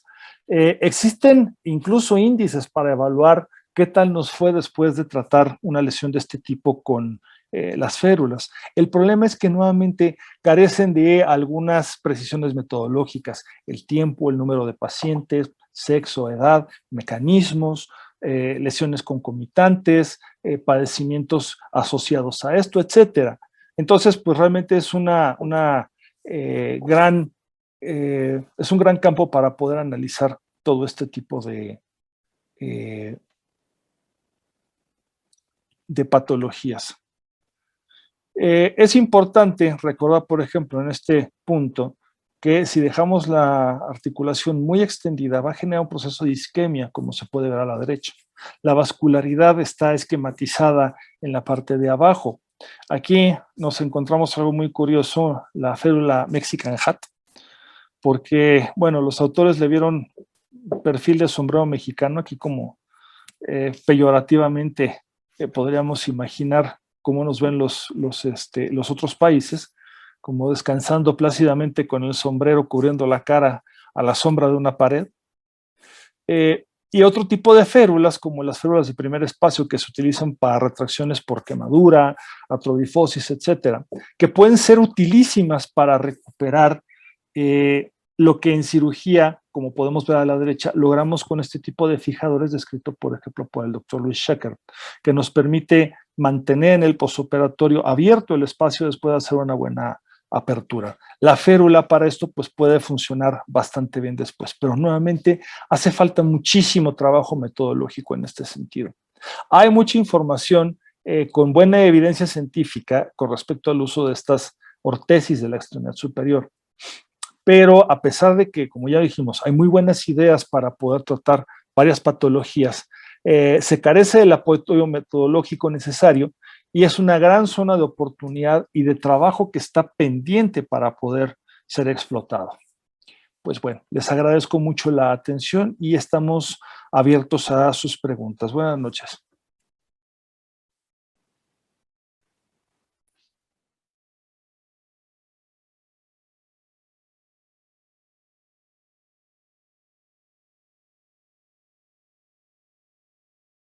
Buenas noches. Quiero agradecer la invitación para participar en esta sesión a la doctora Gabriela Morales Pirela, titular del capítulo de Ortopedia Pediátrica, así como al doctor Silvestre Fuentes Figueroa, miembro también de este capítulo. Vamos a hablar sobre el uso de ortesis para el tratamiento de patología del pie. La patología del pie es sumamente grande, amplia, entonces vamos a tratar de enfocarnos específicamente al pie plano porque me considero que es un ejemplo clásico y de lo que nosotros más vemos en la consulta de ortopedia pediátrica. Estas que les pongo aquí son imágenes de varias campañas o diversas campañas que se han hecho en nuestro país sobre la detección del pie plano. Sin embargo, la verdad es que no siempre tienen o al menos no pareciera tener un fin o un objetivo asistencial. Si nosotros nos observamos este tipo de textos donde dice que se obtienen descuentos para la adquisición de los aparatos, plantillas y tratamientos correctivos, finalmente no necesariamente esto es con un objetivo puramente médico. Esta parte en donde nos dice que van a incluir el costo de las plantillas o de los aparatos ortopédicos que utilicen cada niño, si nos vamos un poquito más allá, nos dice que son ortesistas quienes están evaluando a los pequeños, pues no necesariamente están, desde mi punto de vista, adecuadamente realizadas estas campañas. Siempre van en un contexto de lo económico. Entonces, mi objetivo con esta sesión, fuera de que nosotros intentemos dar las indicaciones o prescripciones de una ortesis en patología del pie, va a ser analizar la pertinencia de la prescripción de estas ortesis en el tratamiento de la patología más frecuente en el pie pediátrico. Y como les comentaba, me voy a enfocar básicamente al pie plano, que es una patología que todos nosotros vemos. Solamente para hacer algunas anotaciones muy puntuales, recordemos que está escrito que la consulta de un ortopedista pediatra, el 90% puede llegar a ser consulta asociada al pie y al tobillo, no necesariamente patología, como es lo que vamos a ver, pero finalmente es lo que más frecuentemente vemos. Si pensamos en la prevalencia del pie plano, en realidad son rangos muy amplios. Hay descripciones desde el 0.06% hasta el 78% de prevalencia. Cuando vemos esta amplitud en los rangos, tenemos que pensar en que algo está pasando.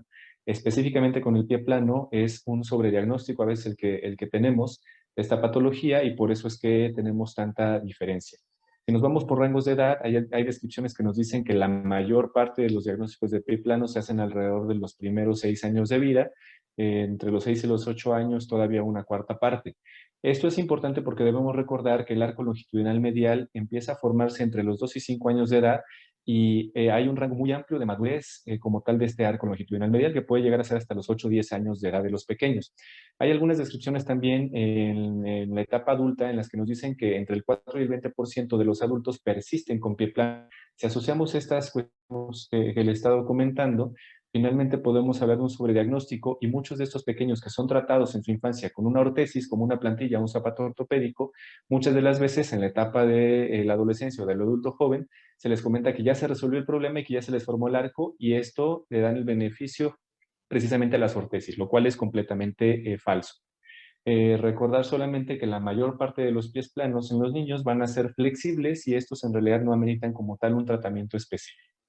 Recordar también que la estabilidad de la bóveda plantar depende de dos barreras. La primera, que es la barrera pasiva, que está formada por ligamentos y fascias, y la segunda barrera, que es la dinámica, que viene dada por la actividad de los músculos intrínsecos y extrínsecos del pie. El grupo del doctor Basmajian y Esteco hicieron esta publicación en donde ellos comentan que la corrección de uno de estos dos compone la corrección del segundo. ¿Eso qué quiere decir? Que no son componentes que sean independientes entre sí, sino que están integrados. Ahora, los objetivos en términos generales del tratamiento en un pie plano son, si es un pie flexible sin dolor, en realidad no tendríamos que hacer gran cosa nosotros médicamente hablando. Si es un pie flexible con dolor, debemos de hacer algo para que se quite el dolor, disminuya y no sea incapacitante para el pequeño. Y si es un pie rígido, nos vamos completamente al otro lado porque tenemos que corregir ciertas deformidades y muchas de las veces termina siendo un tratamiento quirúrgico. Entonces, si tenemos un pie con dolor y deformidad, lo que tenemos que pensar es, tenemos que alinear la estructura y mejorar el balance muscular y ligamentario para poder realmente mejorar esta patología. Empezamos con este artículo. Vamos a encontrar en la literatura muchos artículos como este, en donde se supone que evalúan el efecto del uso de ortesis en relación a un pie plano, casi siempre plano flexible, y ellos estudian qué tanto hay un desbalance o una recuperación del balance muscular y el dolor asociado a esta patología. El problema es que cuando revisamos este tipo de artículos, por ejemplo, este en específico, es una muestra muy pequeña, 24 pacientes, de los cuales solamente 20 completaron su estudio, y en realidad su análisis fue evaluar durante los 3 primeros meses de uso de la órtesis a estos pequeños. Si nosotros leemos las conclusiones de este tipo de artículos, nos dicen generalmente que sí funcionan y que son estadísticamente significativas las mejorías que hay en relación al balance dinámico del pie. Cuando revisamos los textos y evaluamos esta parte metodológica de cuántos pacientes fueron, qué grupos etarios fueron, no hay mucha homogeneidad en sus estudios. Y aunque sí, en sus tablas nos refieren como este tipo de datos en donde hay significancia estadística, en realidad revisando la parte integral de nuestros resultados de este tipo de artículos, en realidad no son resultados que nosotros podamos tomar como una receta de cocina para decir que en realidad sí debemos demandar este tipo de ortosis en los pies planos. Buscando en la literatura me encontré con este artículo que es no ortopédico, sino del área de rehabilitación, que me parece muy interesante porque es de los pocos artículos en donde se evalúan, se hacen análisis sistemáticos de la literatura. Ellos evaluaron 89 artículos, de los cuales solamente 15 en realidad cumplieron los criterios que ellos consideraron para hacer una información de calidad. Y lo más importante, ellos concluyen que no hay una evidencia consistente que nos indique que el uso de las ortesis nos puedan ayudar a mejorar esa presión o esos puntos de presión en relación a esta patología. Si nosotros nos vamos ya con artículos ortopédicos, uno de los autores más conocidos es el doctor Vincent Mosca. Él nos dice que no hay evidencia de formación del arco longitudinal medial con el uso de las ortesis. Nos dicen, por ejemplo, los autores Penou y Luther, que no hay diferencias radiográficas significativas. Ellos hicieron algunos estudios radiográficos en niños en los que se les colocaron las ortesis y vieron que al menos a nivel óseo no hay ninguna modificación en las relaciones óseas o articulares utilizando este tipo de aparato. El doctor Ross nos dice que no hay un cambio en la forma del pie, independientemente si utilizamos cuñas o taloneras o modificaciones en el calzado. Y el doctor Heffert nos dice incluso que el uso de las plantillas con soporte del arco longitudinal medial, que es lo que generalmente se utiliza para este tipo de patología, es un arma de doble filo, ya que además de no modificar como tal la historia natural de la enfermedad, sí producen dependencia, y él le llama la cadena perpetua del niño, aquel niño que lleva años utilizando ortesis o plantillas, y nosotros médicamente intentamos retirarlas, no progresivamente, que sería lo ideal. Entonces el niño empieza con dolor y evidentemente el papá o la mamá lo lleva con otro ortopedista que le vuelva a indicarle el uso de las plantillas. Si nos vamos un poquito más allá en relación a lo psicológico, ¿cuántas veces no hemos escuchado este tipo de frases? Los zapatos ortopédicos no lastiman. Tú mándale unos zapatos, tú mándale unas plantillas que no le van a hacer daño y sí va a regresar contigo el paciente.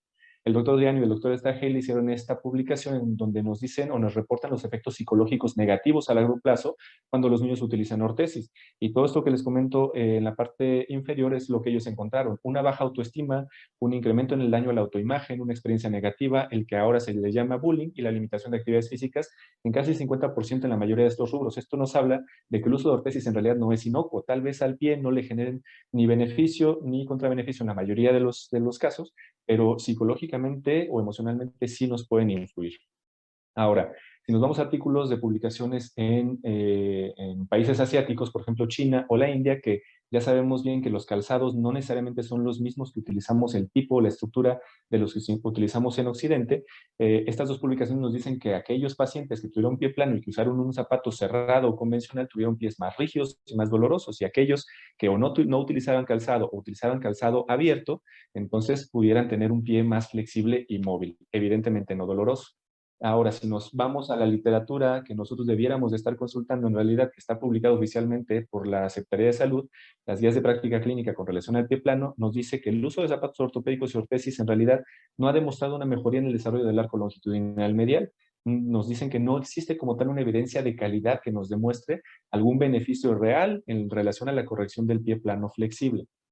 En conclusión, el uso de ortesis en el tratamiento de patología del pie tiene como objetivo principal mejorar la posición y hacer más confortable la marcha. No significa que las ortesis o las plantillas no pudieran ser indicadas en algunos de los casos. Sin embargo, me parece, o es una consideración personal, que a veces abusamos del uso de este tipo de dispositivos e incluso muchas veces se les indica a los padres de los pequeños que esto será lo que modifique como tal la estructura de sus pies, lo cual evidentemente no es así.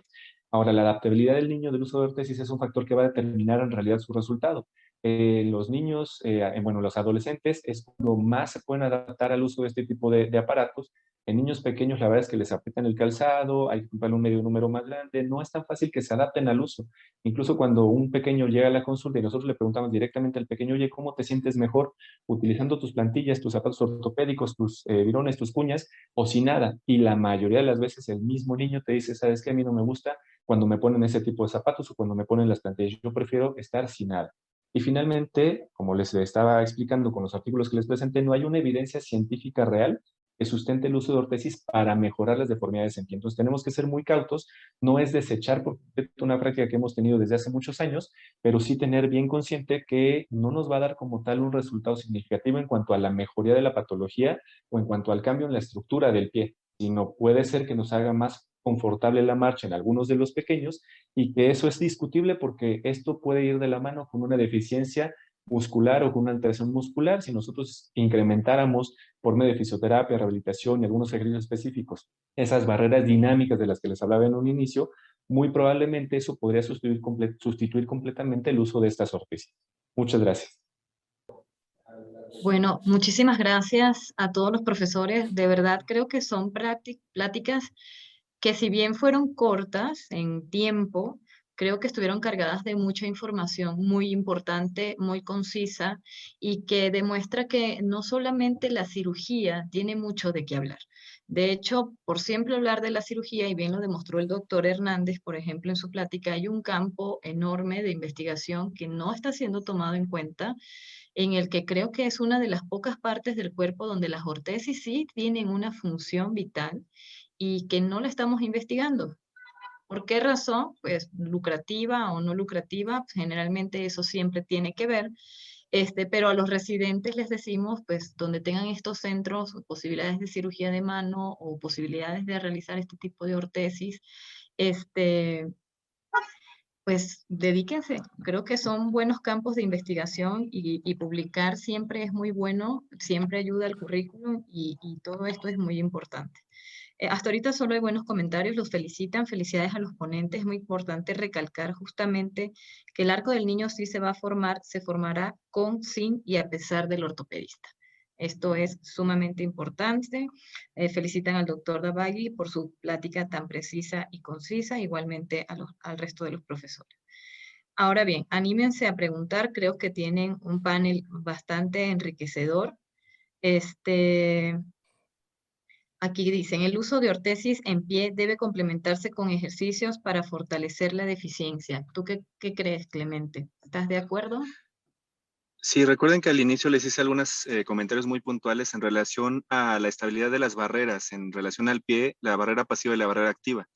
Les comentaba yo que finalmente no es nada más la estructura ósea y ligamentaria, sino también la muscular, que es la parte dinámica. Entonces, si bien las ortesis como tal no nos van a ayudar, y ese comentario que hicieron es muy cierto, no nos van a ayudar o a favorecer que se forme como tal arco plantar medial, sí el hecho de que nosotros hagamos actividades físicas, tampoco está demostrado que algunos ejercicios que a veces les mandamos a los niños como ponerse de puntitas, hacer rodamientos y demás, vaya a hacer que se forme como tal o incremente la longitud de ese arco o la altura de ese arco, sí nos pueden ayudar a mejorar ese balance muscular y que de forma muy directa nos va a ayudar a mejorar esa marcha en el niño, independientemente de que a lo mejor el arco plantar no va a ser tan alto o tan normal, sí nos va a ayudar a que esa sintomatología que puede llegar a tener ese niño, que la mayoría de las veces va a ser un pie plano flexible, pues sea una sintomatología más leve y que no le incapacite, no le discapacite para sus actividades. Entonces sí es muy importante complementar con actividades de terapia física o ejercicios de rehabilitación. Ok, en el caso y esto es para todos porque creo que todos aquí somos ortopedistas, pediatras, en el caso del pie flexible doloroso, ¿cómo lo tratan?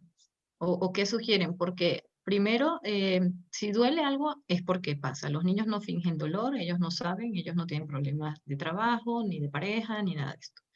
Entonces, si a un niño le duele, es por algo. Y creo yo particularmente que todo el mundo piensa en el pie, pero somos un todo. Entonces, ¿por qué el dolor? ¿Qué hacen o cómo lo manejan ustedes? Doctor Miguel, si quiere hacer algún comentario. Su Bien, micrófono. bueno, yo soy tal vez el menos El docto menos. en este tipo de cosas, pero vamos, no me exenta de que de repente no tengamos que ver una situación de este tipo. O sea, es una de las cosas, como habían mencionado mis compañeros, de las causas más frecuentes por las cuales va el niño acompañado de sus papás al consultorio. Vamos, para explicar el dolor, pues muchas veces lo primero que se tiene que hacer es poder explorar bien al niño y eventualmente tener cuando menos los estudios básicos de gabinete para poder definir si se trata específicamente de un problema postural, ¿okay? Que es algo que por sí solito puede generar molestia, o hay algún otro tipo de patología propia de la infancia que pudiera explicar por qué el dolor, ¿no? Y por qué se cae, por qué se tropieza, etcétera. Entonces, realmente no todo dolorcito de los pies o que caminan para adentro es pie plano flexible.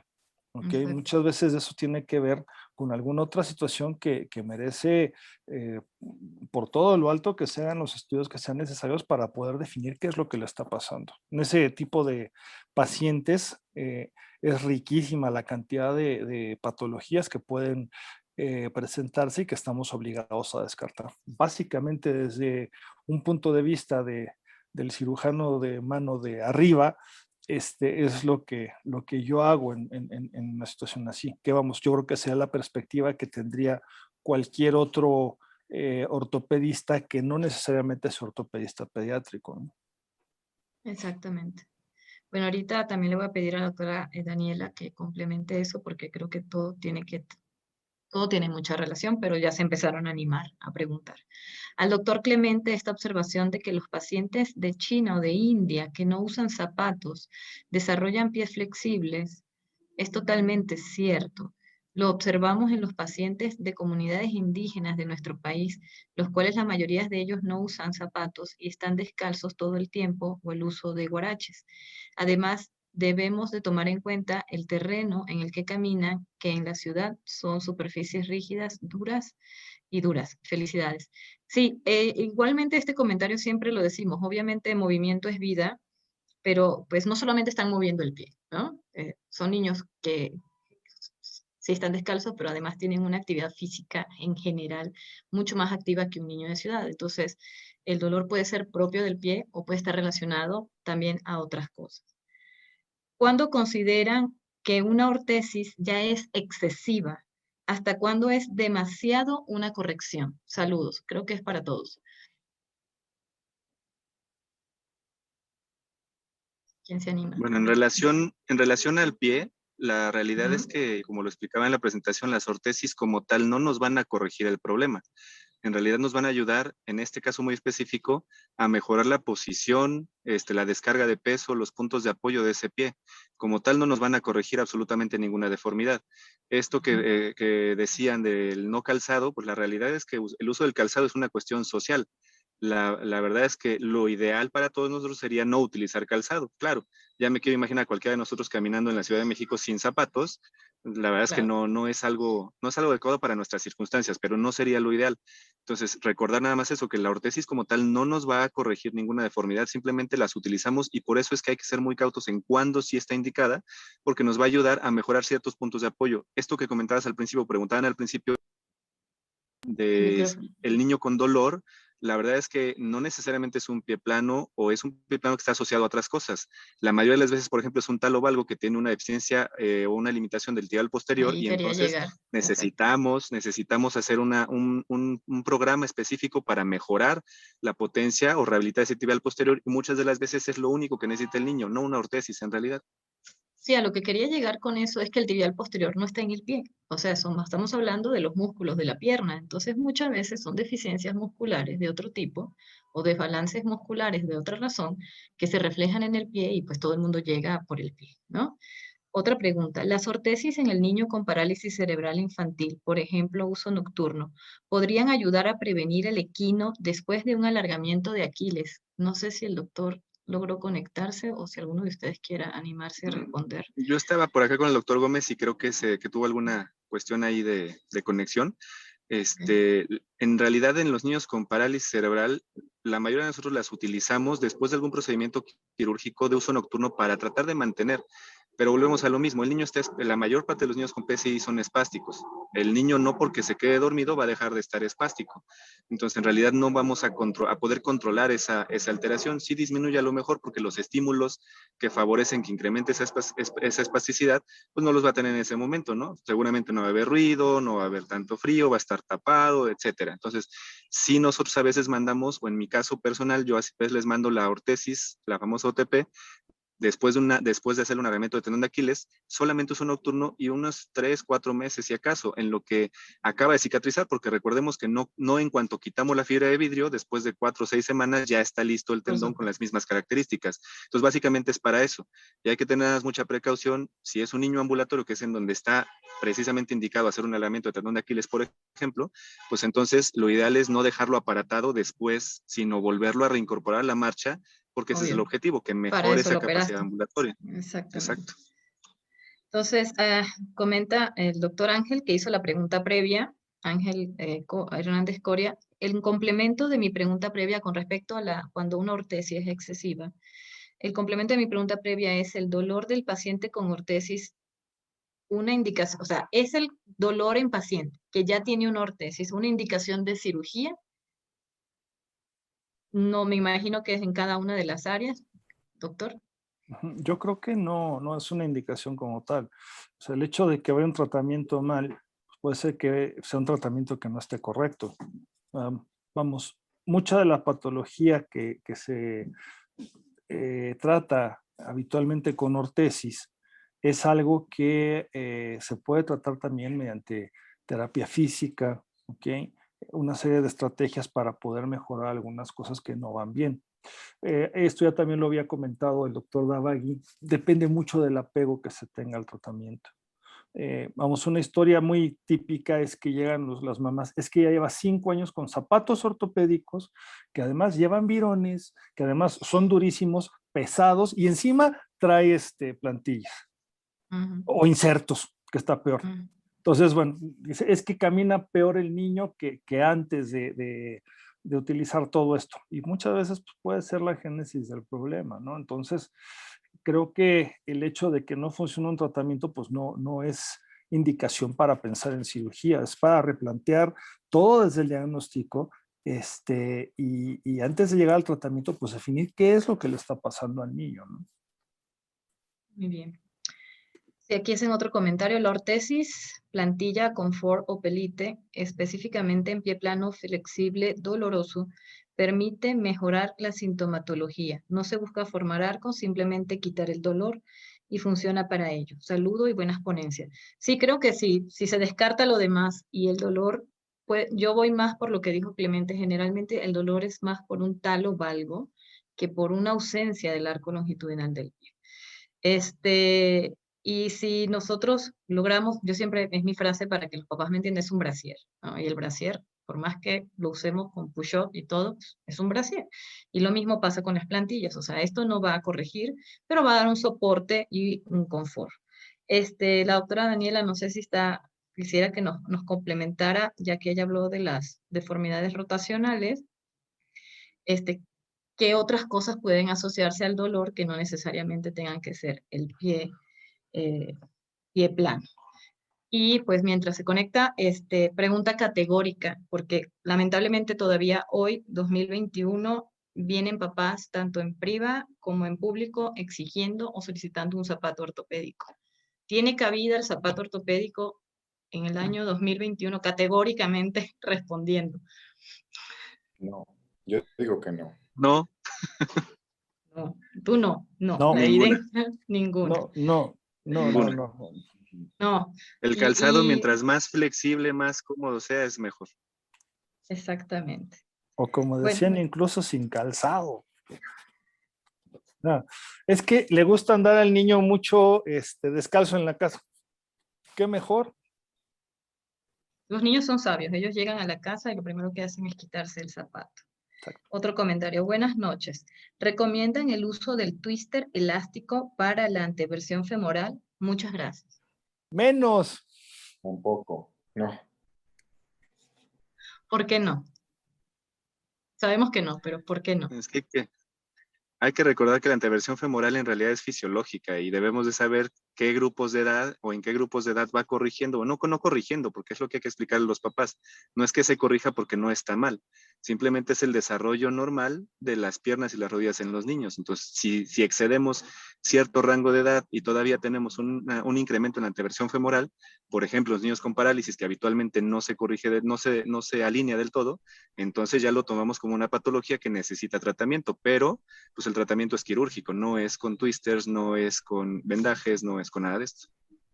Aquí hay que tomar en cuenta porque a veces hay una confusión. Por ejemplo, el doctor Davagui dio muy buena plática sobre el uso de los corsés.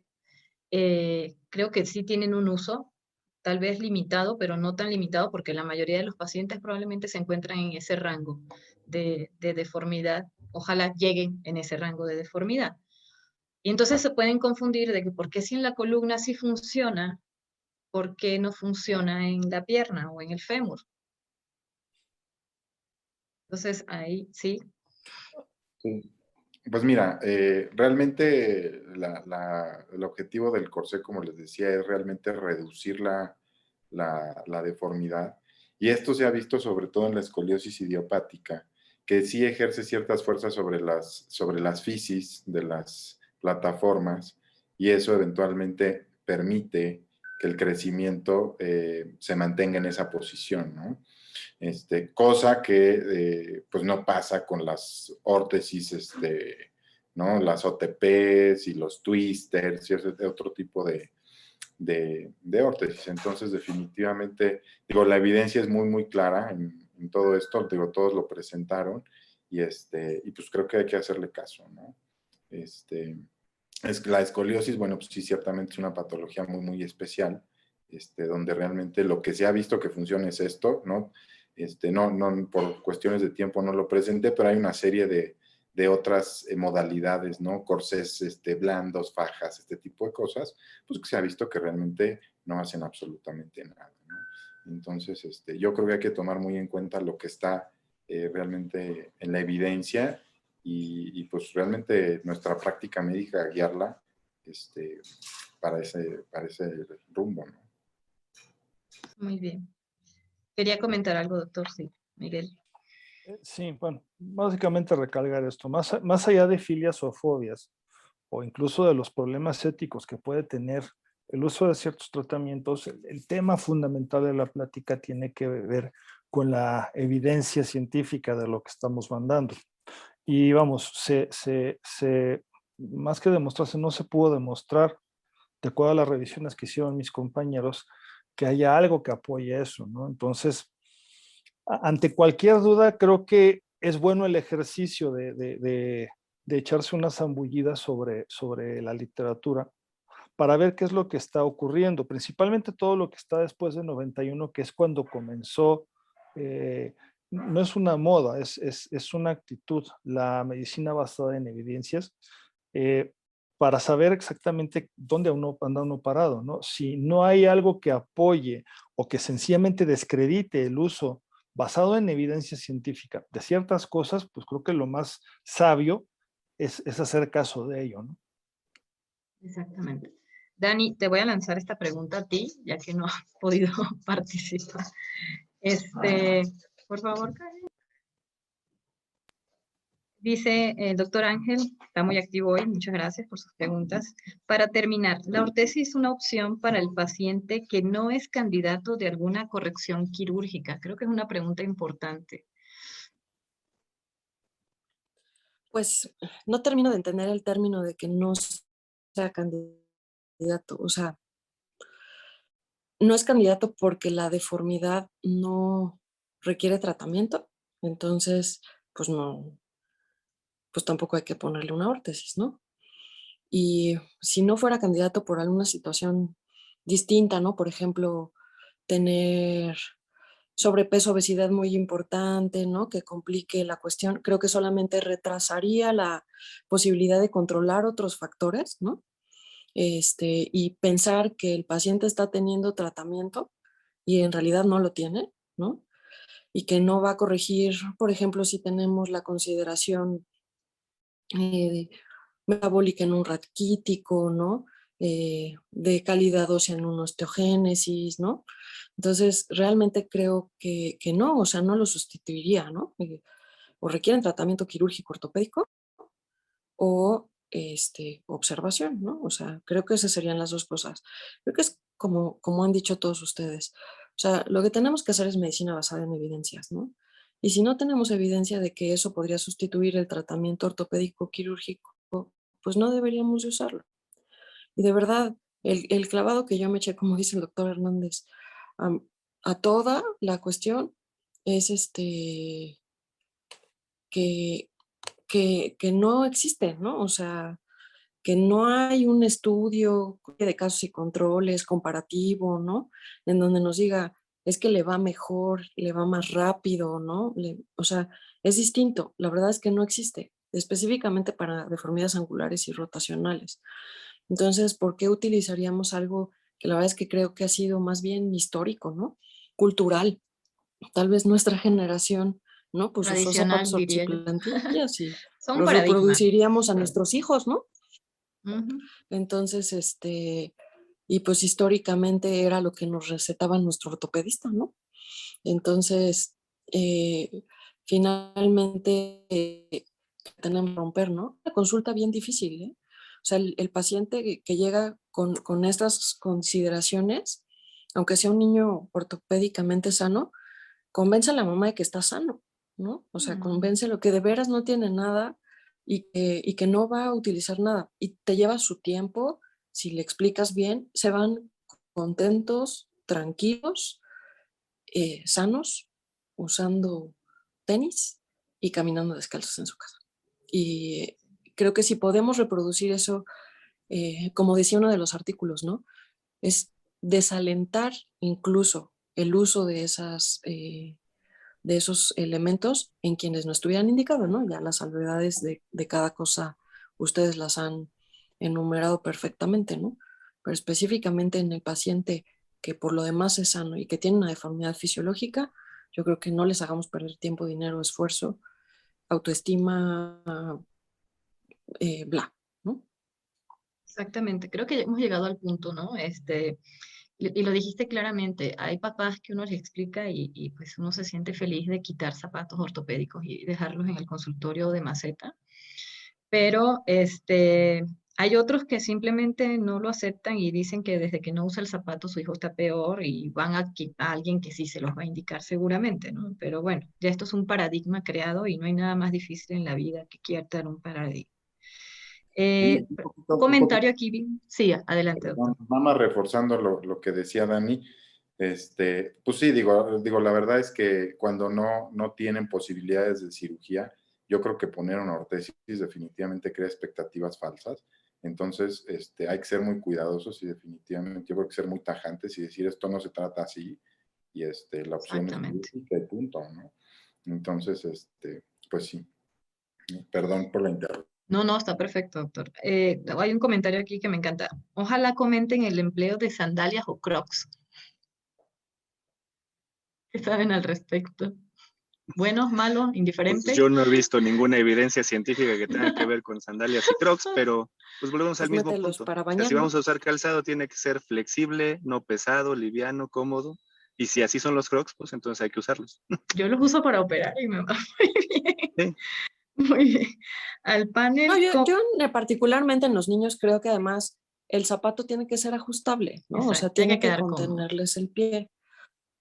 Y seguro, o sea, pues las sandalias, pues se lo digo a los pacientes y pues dicen las abuelitas chanclean, ¿no? O sea, no tienen contenido el pie. Entonces, si en casa van a estar descalzos, pues ¿para qué les ponemos alguna de estas cosas? O sea, de verdad es mételos a la regadera o sácalos de la alberca en sandalias, ¿no? O en crocs. O descalzos. Pero incluso yo he visto algunos pacientes, hubo algún caso que nos comentó el doctor Capdevila, ¿no? Que se había atorado la niña con los crocs en una escalera En escalera eléctrica, mecánica. Sí. porque pues no tienen contención, entonces literal son tan antiderrapantes que se mantiene el piecito y el niñito sigue avanzando, ¿no? Y no tiene contención, pues se caen, ¿no? Entonces yo creo que pues lo mismo, ¿no? Pues no hay nada de evidencia, pues Saberlo para qué nos usar con metemos en un problema responsabilidad. adicional, ¿no? Exacto, no nos vaya a caer la Crocs ahora encima. Doctor Miguel, ¿usted tiene algún comentario? Básicamente creo que debe dar continencia el calzado y debe ser estable, porque el hecho de que tenga una suela muy blanda, pues forzosamente va a hacer que algunos grupos musculares tendinosos estén sobretrabajados y esto también puede ser una causa por la cual el paciente tenga dolor. Entonces, pues no necesariamente cómodo significa que sea adecuado. Entonces, pues puede ser que para un ratito el fin de semana esté muy bien. Para la cirugía, bueno, indudablemente, pero específicamente en un niño, hay que tomarlo con ciertas reservas, ¿no? Realmente creo que pues, un tenis que es un poco más firme, igualmente suave, pero firme, le va a funcionar mejor que unos Crocs, ¿no? Entonces, creo que eso hay que tomarlo también en consideración, ¿no? Creo que la gente cuando le dice use tenis se queda así, pero si hay un zapato que tiene tecnología pura, es un tenis. Tienen estudios biomecánicos de marcha, de pisada, de puntos de apoyo. Entonces, usar un tenis hoy en día, tal vez antes no, pero hoy en día es tecnología pura. Comenta el doctor Alfonso Mesa al panel cómo manejan el pie plano valgo fisiológico asociado a obesidad, que es muy frecuente en la consulta. Además de intentar de bajarlo de peso, en ellos pensarían en algún tipo de manejo como prótesis subtalar. Saludos. Es para todos. Clemente. Perdón, no escuché la primera parte de niños Pie plano con valgo obesidad. asociado a obesidad. Híjole, la verdad es que los estudios que hay con la prótesis subtalar o las prótesis cónicas, en realidad apenas pienso que van a empezar a dar los resultados para saber si en realidad son satisfactorios o no. Eso es un tema muy controversial. Yo honestamente no tengo tanta experiencia usando las prótesis cónicas, pero lo poco que he podido estudiar no es como que la panacea en realidad.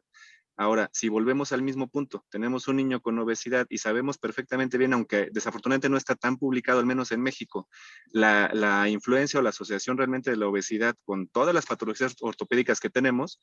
Dani nos podría decir un poquito a ese respecto, porque está haciendo algún estudio en relación a Genuvalgo, pero finalmente lo que nosotros esperamos es mejorar las condiciones generales del paciente y muchas de las veces pienso, en ese sentido, en ese caso específico que comenta el doctor Mesa, si nosotros logramos disminuir el peso en ese pequeño, muy probablemente las molestias que tiene a nivel del pie o de la pantorrilla, ya hablábamos hace un rato de la insuficiencia vertebral posterior, puede ser que mejoren automáticamente y no necesariamente tener que someterlo a una cirugía.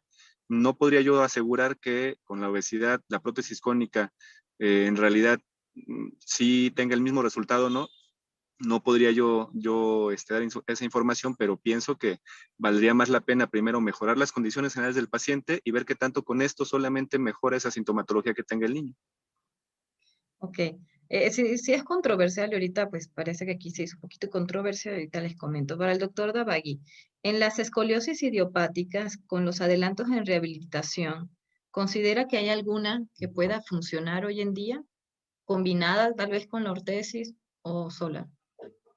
Pues no, realmente no, o sea, aunque hayan pues realmente cambiado los esquemas, nuevamente no se ha encontrado ninguna evidencia de calidad realmente que nos diga que la terapia física va a modificar sobre todo, digo, va a mejorar probablemente el balance muscular y tal vez se va a sentir un poco mejor el adolescente o el niño que la haga.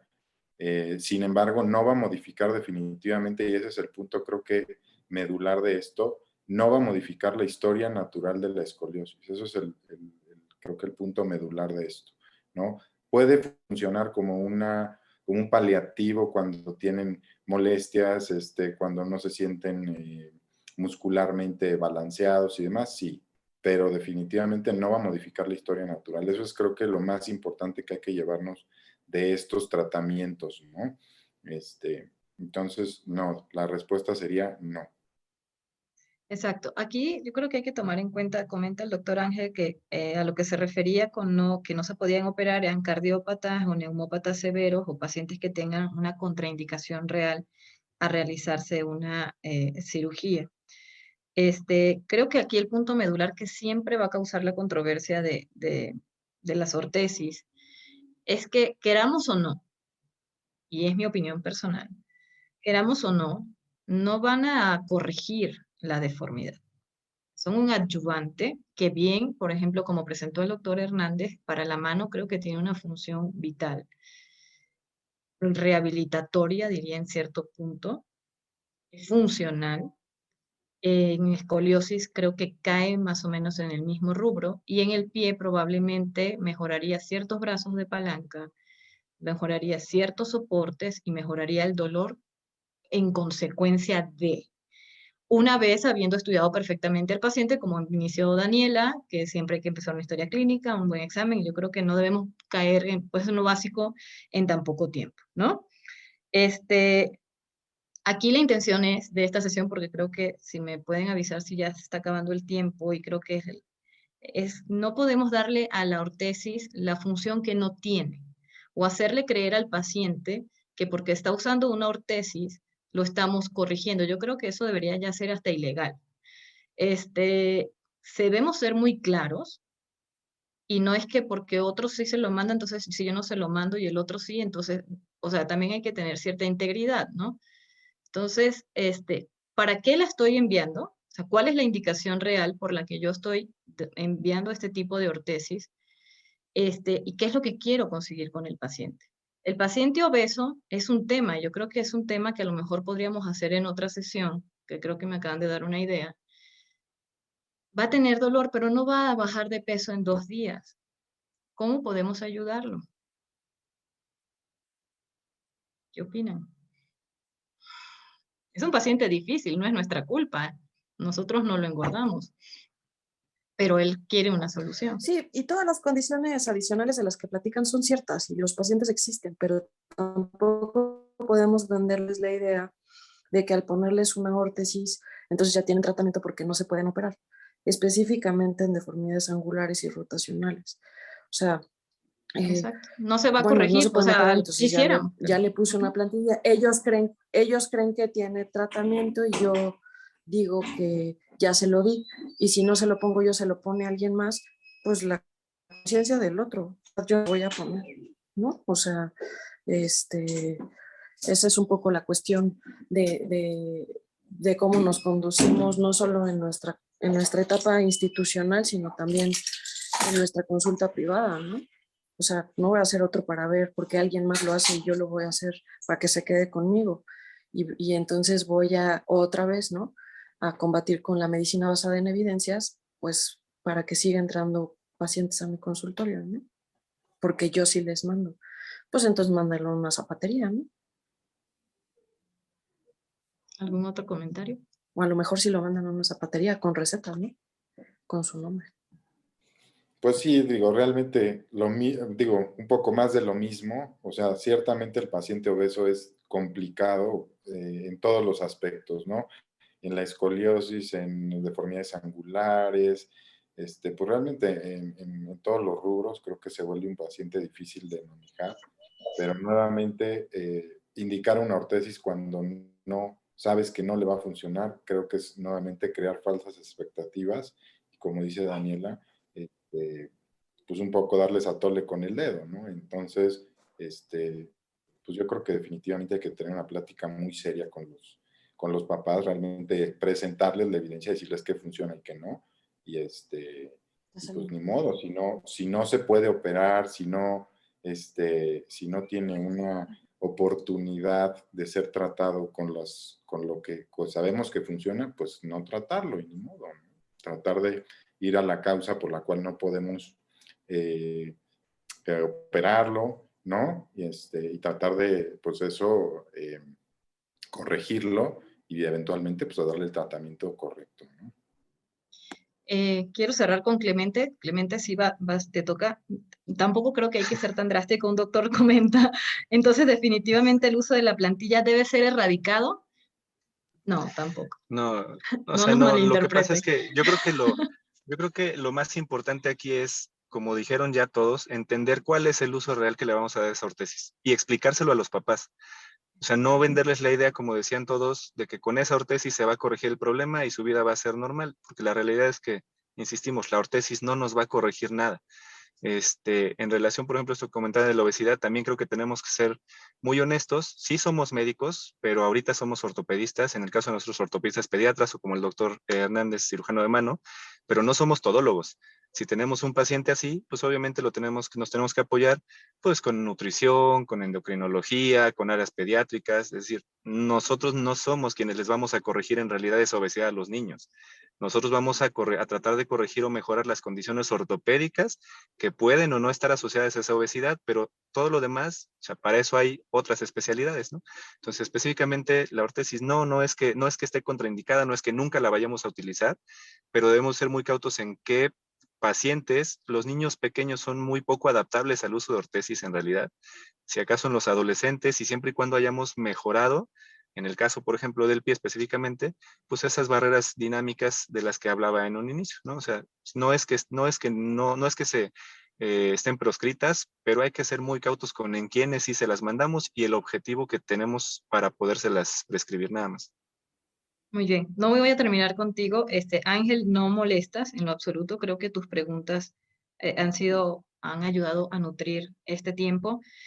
Ya para dejar de molestar, dice, en la PCI es muy común el uso de ortesis en pie y creo que está demostrado su uso y hay que entender muy bien lo que es el ciclo de la marcha para saber indicar la ortesis. Eso debería ser otra clase también. Pero dice, pero se descuida mucho la mano. Y usted sugiere, doctor Hernández, uso de ortesis en mano en PCI, ¿sí? ¿No? ¿Cuándo? Y yo creo que ya con esto ahora sí, porque se nos vamos a extender mucho. Diablos. Bien, definitivamente creo que es útil la ortesis, pero no como un tratamiento definitivo. Es parte del tratamiento, no todo es cirugía, porque si no está bien cuidado con una ortesis y un buen tratamiento rehabilitatorio, lo he dicho, si de ese trinomio falta algo estamos haciendo mal. Entonces, sobre todo en los tipos más severos, pero que tienen una capacidad razonable de mejorar con cirugía, se deben cuidar con las ortesis, pero no podemos dejarlas todo el tiempo porque si no la ortesis empieza a hacer el trabajo de lo que estamos reparando. Entonces, si en una transferencia no cuidamos con una ortesis, esa transferencia, vamos a tener problemas. Se puede perder tensión en la transferencia, se puede romper la transferencia y empezamos otra vez. Entonces, en ese tipo de situaciones, las ortesis en cirugía de pacientes espásticos sí tiene un lugar indudable, ¿ok? Pero sí definitivamente es parte de un todo.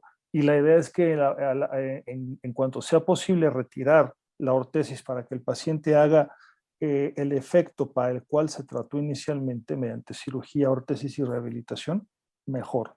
No que dependa de la ortesis, porque si depende de la ortesis, no estamos haciendo el tratamiento como debe ser. Muy bien. Bueno, voy a hacer un refresh aquí, a ver si no hay otra cosa importante. Creo que ya nos están diciendo.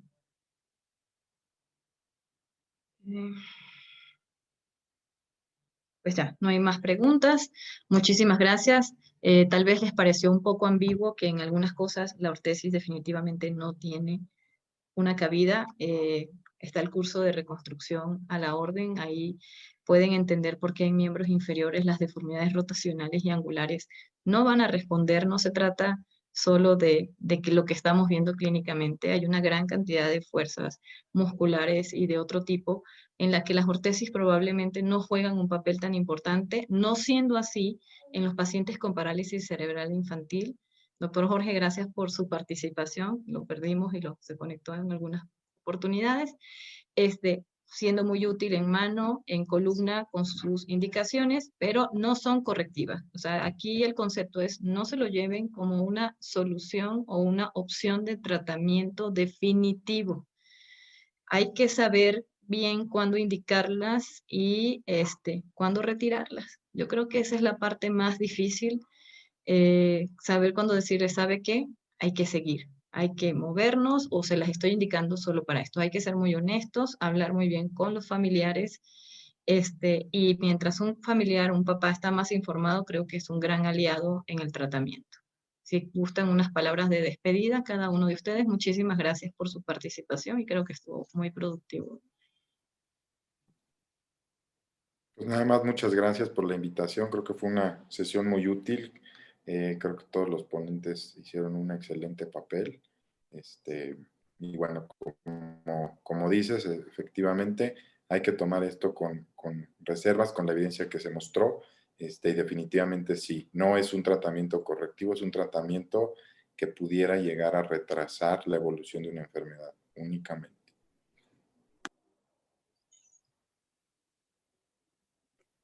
Bien. Muchas gracias. Adelante, Clemente. Creo que se perdió. Sí. Bien.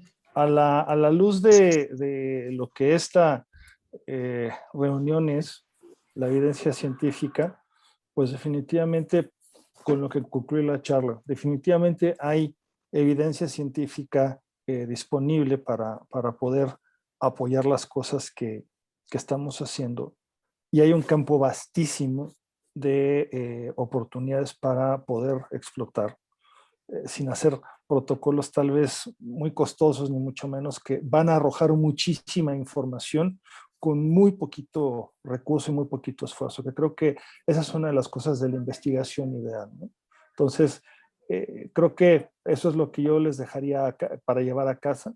Es cuestión de pensar un poquito en dónde puede uno aplicar todo eso, y creo que se van a llevar grandes satisfacciones con ese tipo de investigaciones. Buenas noches. Buenas noches.